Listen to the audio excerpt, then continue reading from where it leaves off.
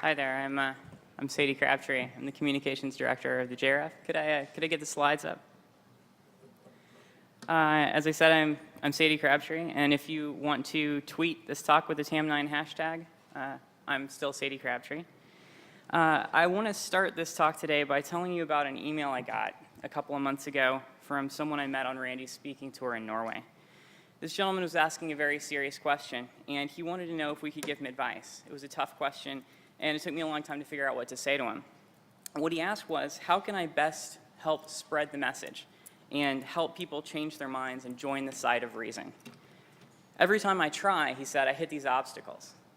People are afraid of leaving their alternative views because they get meaning and comfort from them. It looks like we have nothing to replace the emptiness that they filled with pseudoscientific beliefs and nonsense.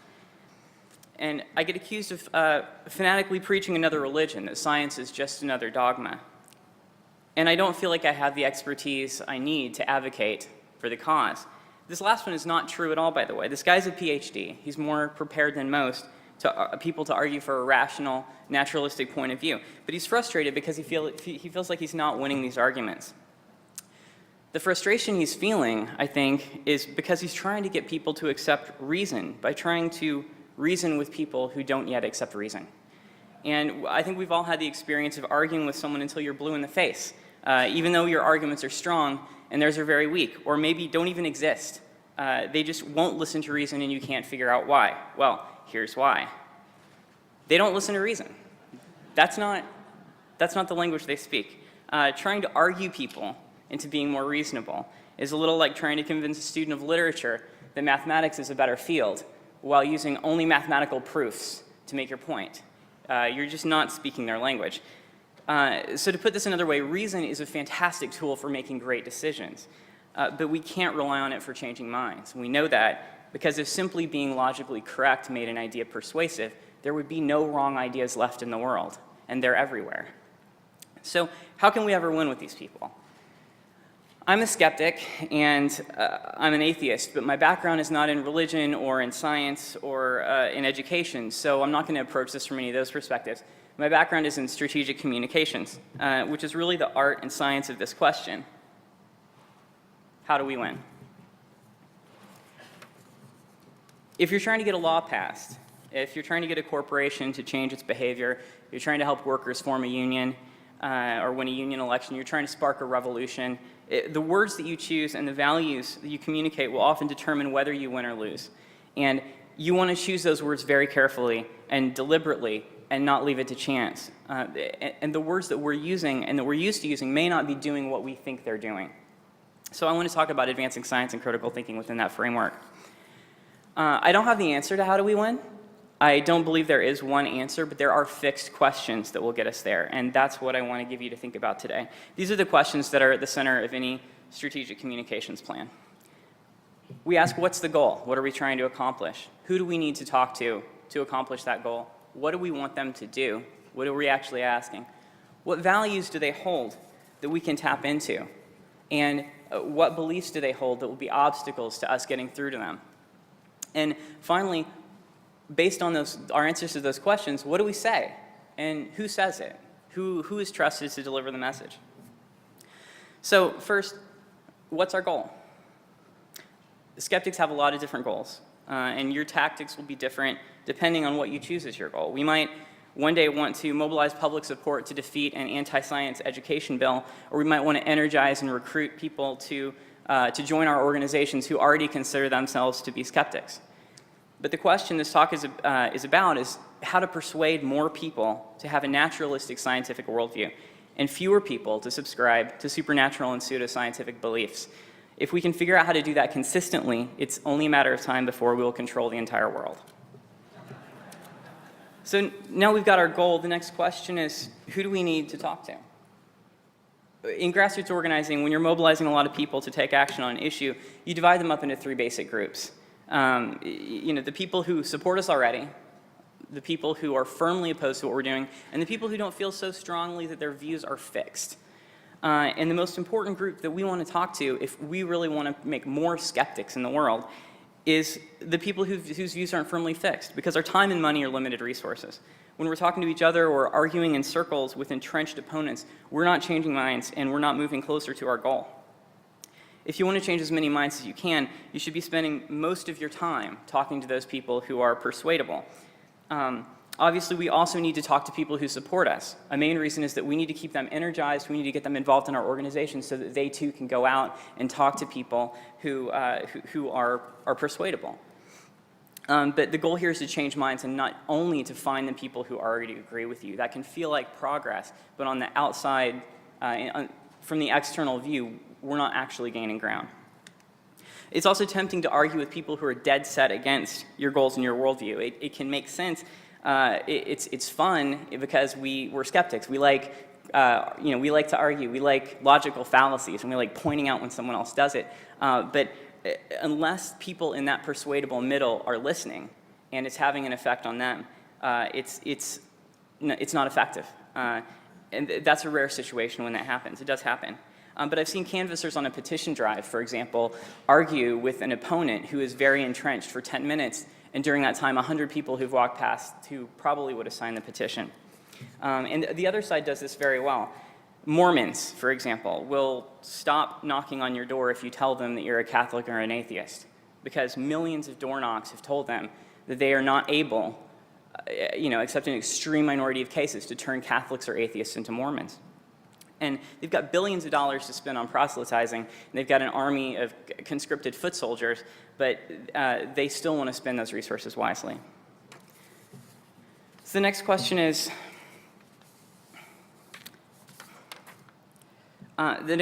what do we want people to do when they hear from us? In a political election, this is very simple. We want them to vote for our candidate. In a grassroots campaign, we might be trying to get people to sign a boycott, or to sign a petition or join a boycott.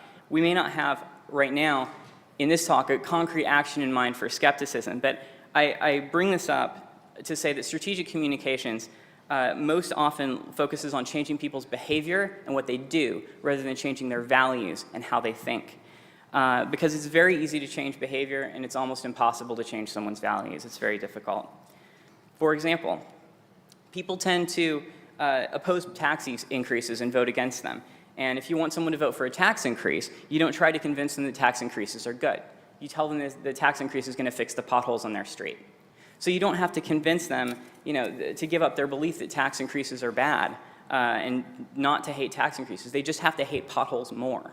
So you start with what they care about, and you give them reasons that matter to them. And they may or may not be reasons that matter to you, but they're reasons that are true. But they're reasons that appeal to them. If workers at a hospital are going on strike, and you want the community around the hospital to support the strike, you don't talk about how strikes are the most important tool that workers have to level the playing field with their employers, right? You talk about how the nurses are fighting for better staffing levels so that when patients go to the hospital, they know there's enough staff there to take care of them. And both of these things are true, but you get to decide what you talk about. And you don't have to get the public to support the idea of a strike. You just have to get them to support this strike. So what's the point of this if what we really want to do is change hearts and minds and not just change behavior? The thing is that changing behavior does change minds. And it's one of the most effective things in changing minds because it sets up a cognitive dissonance. And once you voted for one tax increase, it gets harder to maintain the belief that all tax increases are bad. And once you supported striking workers on a picket line, it gets harder to maintain the idea that union workers are lazy and selfish, right? So what does this mean for skeptics? It means that if we are trying to get superstitious people to think more critically, there is value in getting them to use scientific thinking in small ways that don't require them to give up their entire worldview and self-identity to do so. So the question that this gentleman emailed me, was saying that he had people in his family, people that he, really strongly wanted to convince, and it hurt him to think about them being consumed by these, fallacies and these superstitions. And so however much we want to focus on the most persuadable people, many of us have people like that in our lives. And what I said to him is that when it seems like someone believes in every ridiculous thing, from homeopathy to guardian angels, it can be, the instinct is to say, your whole worldview is screwed up. Everything you think is wrong. Like, the way you're approaching this is wrong. And that tends to make people dig in their heels because people's identity is wrapped up in their worldview, the way people think about themselves. And you're asking people to give up a huge part of themselves in order to do that. So it may be better to accept that we can't change the entirety of people, who people are overnight. Back off for a while. And in this particular situation, instead, present them with small individual examples of how scientific thinking can help them and is useful. If they're into homeopathy and they swear it works for them, if you come at them and say, it's all in your head, it's a placebo, they hear that as, you're crazy.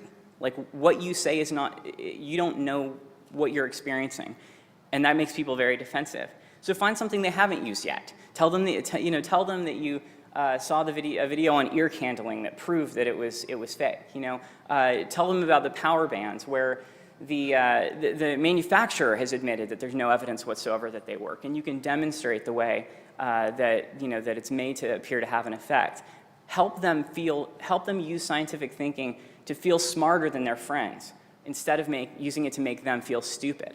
And you give them a positive experience with critical thinking, and the next time you come back to them to talk about this issue, you will have some common ground to start from. And it's a long-term process. It's not as satisfying as winning a debate, but it's more likely to change the way people actually think if they're truly dug in.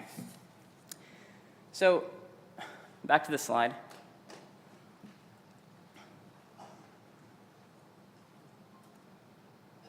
Okay.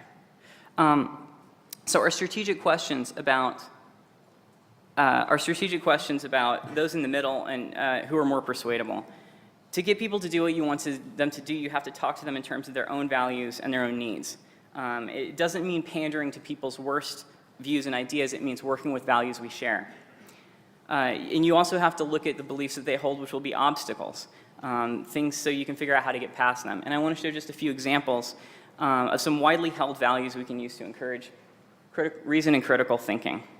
Honesty. People believe others should be honest and not mislead them. People believe others should not profit by breaking the rules. And people believe that there's virtue in helping those that we care about and taking care of them. These are just a few examples. And here are some other things that people want, aspirations that they want for themselves that can be useful to us as skeptics. People want to feel smart and respected. People want to feel right and confident in their decisions, and people don't want to feel cheated or taken advantage of. When we frame things in terms of these shared values, it can go a long way toward making our point with the general public who don't consider themselves skeptics. If we don't play to these values and aspirations, it won't connect with the people we're talking to, and we need to spell it out as well and not just assume that people see the value of what we're offering. On the flip side, these are some obstacles. There are needs and beliefs that act to stop people from listening to us at all. People have a need to feel in control. They want to have something that makes sense of an irrational and scary world for them. The fact that lightning can strike and you can die at any moment, you can lose your job and lose your health care and be on the street. It's hard to deal with that without some sort of understanding of who's on the right side and who's on the wrong side in the world, who's making the bad things happen.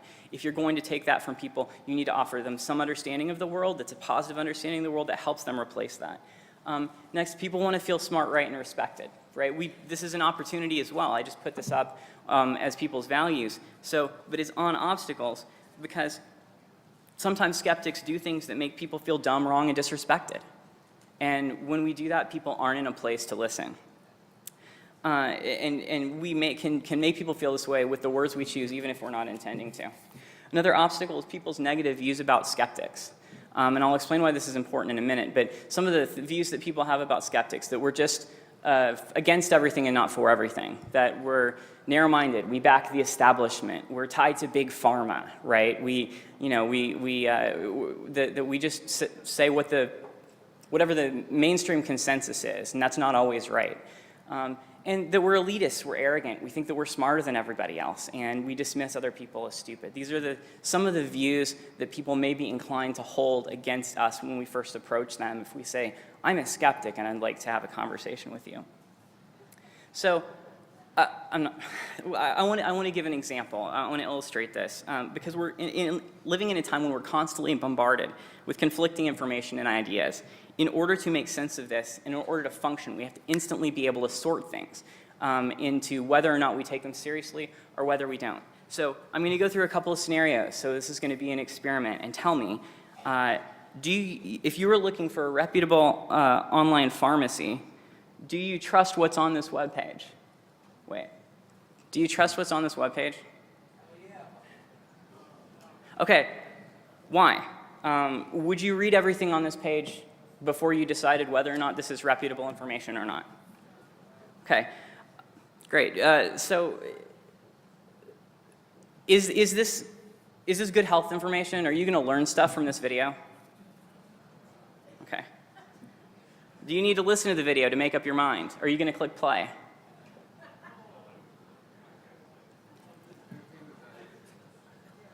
Is this urgent? It says it's urgent. Why do you think it's not urgent? So the point is, it doesn't matter what's in the envelope. It doesn't matter if the pharmacy reviews are real, if the video is actually announcing a real breakthrough in quantum physics. You saw something in each of those that looked typical of something untrustworthy, so it goes straight to your mental spam folder. And no matter how good the rest of the message is, you never see what's in that envelope. And everyone does this. We match new information with patterns we've seen before to figure out how we should interpret it. And how we think about a moral or ideological issue can be completely different based on what pattern we match that to. We have set ways of understanding the sides of an argument, the narratives, they're stories that we've learned from society that we fit new conflicts into. You instantly know that that web page is a link farm because it just looks like one. And we call these narratives frames. So we have frames for talking about political conflicts, right? We have the little guy versus the establishment, the reformer versus beltway bureaucrats. We figure out when there's a race, like what's going on here, like which guy is on which side. We have frames for thinking about science, mainstream credible science versus cranks, groundbreaking science versus the naysayers who told the Wright brothers that we could never fly. And we have disturbing new findings versus a dismissive establishment, right? We've got the guy in Independence Day who's decoded the message from the aliens and knows they're going to attack, but no one will listen. And these are stories that we learn from society. And then we've got ways of thinking about economic issues, individual rights versus government authority, or corporate greed versus public good. Public service employees versus corporate lobbyists, or struggling taxpayers versus greedy public employees. These are stories that we tend to fit conflicts into these boxes. So the same person can come down on two very different sides of similar issues just because of the way the issues are framed, and that's why you don't want your ideas to be put in the wrong box. So for a second, think about the anti-vaccination movement and what box we get put in, or what box the pro-vaccine movement gets put in this debate. The frame the anti-vaxxers are presenting to people is that of scientists as tools of corporate interests, which is a real thing that people understand, because for years people heard that scientists told us tobacco doesn't cause cancer. And finally the public understanding of the science caught up to what everyone already knew. And there are scientists now doing research for oil companies saying there's no proof of global warming and global warming can't be proved. So it's this mistrust of corporate-driven science coupled with parents' fears about their children and feeling this huge responsibility to protect them that drives this anti-vaccination panic. And when pro-vaccination skeptics respond with the facts, that vaccines are much safer than not vaccinating, what the public can hear is, trust the scientists. They know better than you what's best for your children. And that's what people can hear. And as long as we're stuck in that frame with someone, we can't win with them because they put everything that we say into that box. And so we have to get out of that box to give people a different way to understand the conflict. It also matters who delivers the message.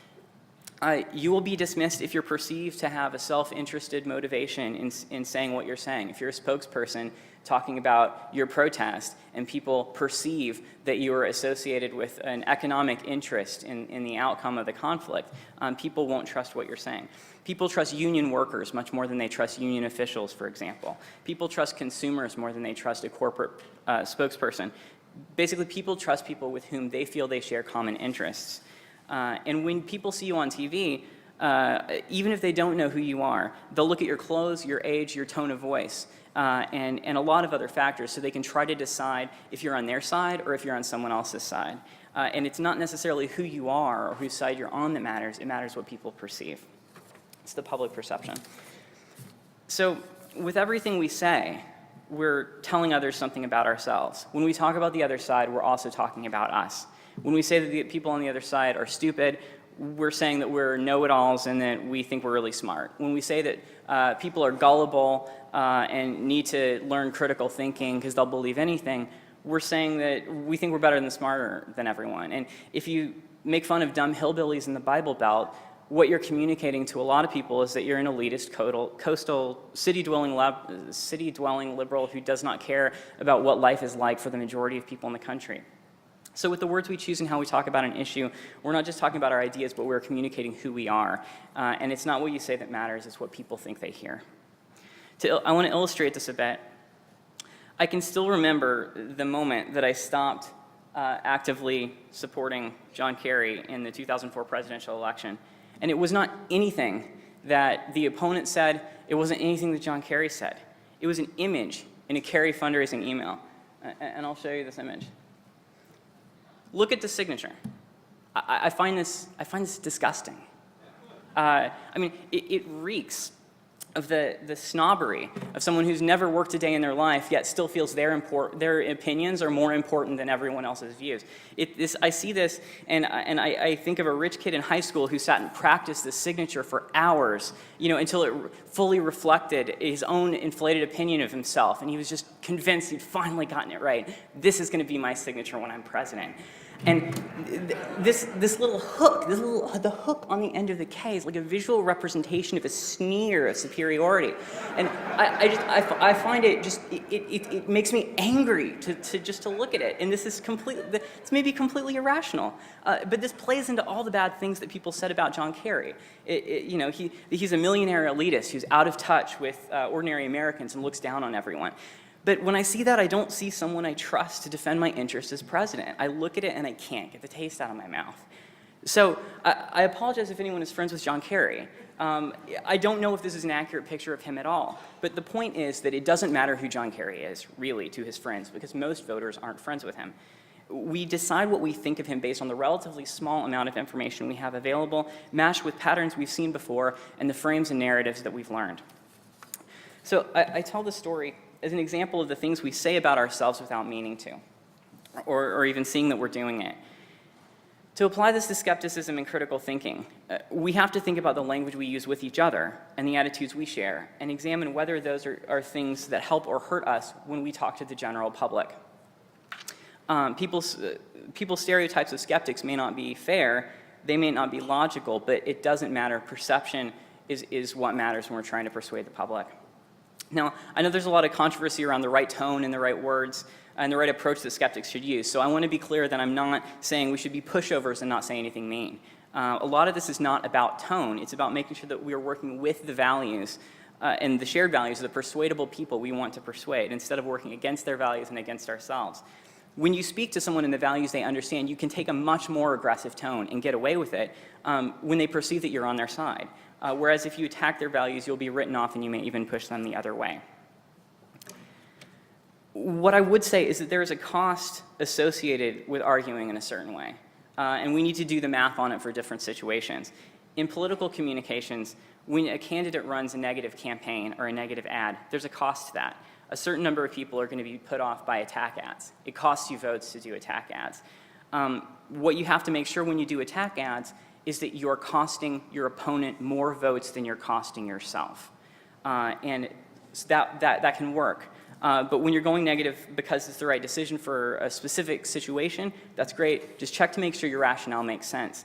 And if you want to reach other people, use the words that are most likely to reach them instead of the words that are the most satisfying to say, or the words that we're just most comfortable with, because we use them with each other. Because it's not what you say that's important, it's what people hear. So how do we make sure that they hear what we really mean? First, prepare what we want to say ahead of time. Write down the ways that we want to express each idea and express them that way every time. And then think twice about each word you're using. Once to think about what it means to you, And then twice, to think about what it means to the people who aren't skeptics, who don't understand skepticism, don't consider themselves to be in our community, and aren't science literate. If those meanings do not match, consider using different words. And I want to put up a few examples of words that we use a lot with each other.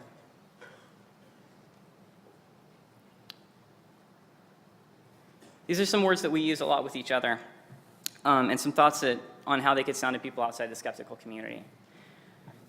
First, critical thinking. I mean, for people that don't understand that that's one concept, that people don't think being critical is being judgmental and mean. That's not so great. And even when people understand what we mean by critical thinking, we're still telling people that they're not thinking critically when we say we want to encourage them to think critically. When you are arguing with a person that you strongly disagree with, and they tell you that, I think your problem, why you're not getting this, is you're just not thinking critically. How does that make you feel? Angry, right? Like somebody just found some fancy words to call you an idiot.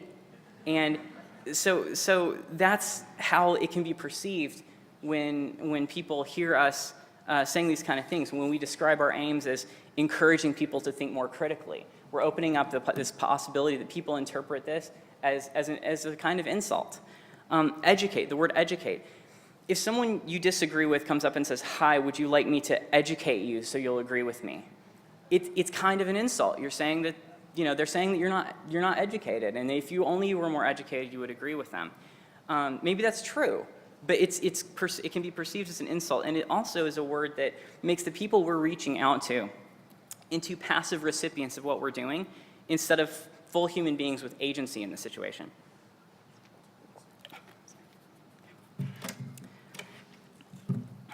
And so people can feel insulted by this. The word vaccination.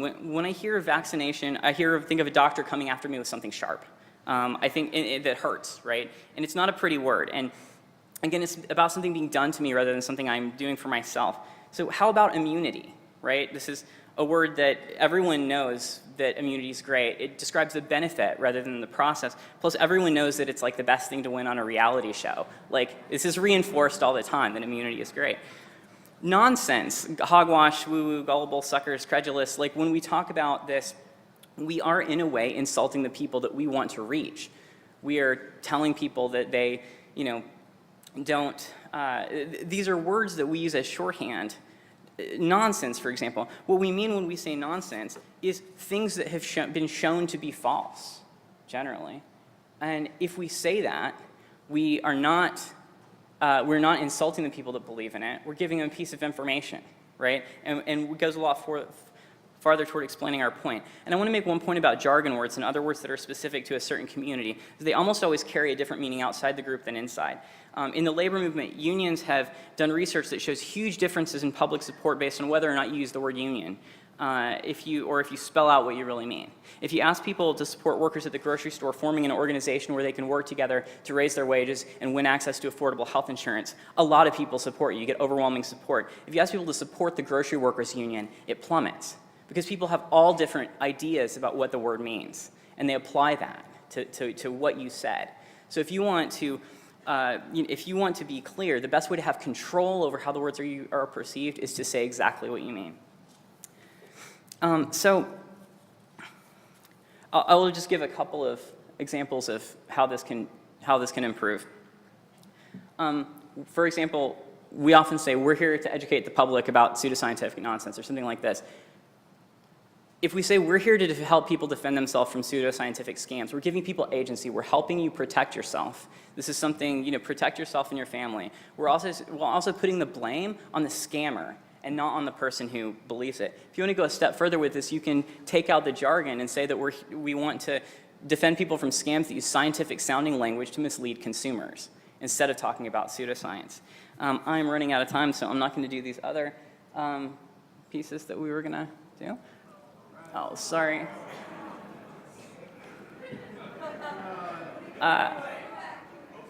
I'll do, okay. Critical thinking. If we want to say we want people to think critically, an alternative is to say that we want to inspire an investigative, truth-seeking spirit in others. We want people to understand that this is this is a gift. This is this amazing thing. If we want to go totally off the rails with it, we can tell people why science is awesome, right? Like, this is what we're inspiring. This is about investigation. This is about, it's about positive things and not just about eliminating the negative things. So these questions are useful, and they're an effective way of organizing your thinking about how to communicate with the public. You may find them useful in thinking about other issues too. To sum up what I wrote to my friend in Norway about skepticism, here's what I think you should keep in mind if you want to gain ground against all the bad ideas out there and ultimately take over the world for skepticism. Don't rely on reason to reach the unreasonable. With folks you care about who are really stuck, try to move them one step at a time. Spend most of your time persuading the persuadable. Speak to people's own values and aspirations. Don't jump headfirst into someone's mental spam folder by making your message look like trash.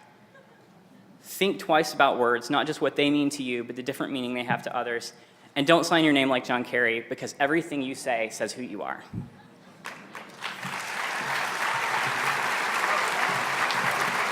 Thank you, Sadie. Excellent. Sadie Crabtree, folks. I missed a little bit of that because I was practicing my signature, but I think it sounded good, so yeah, cool.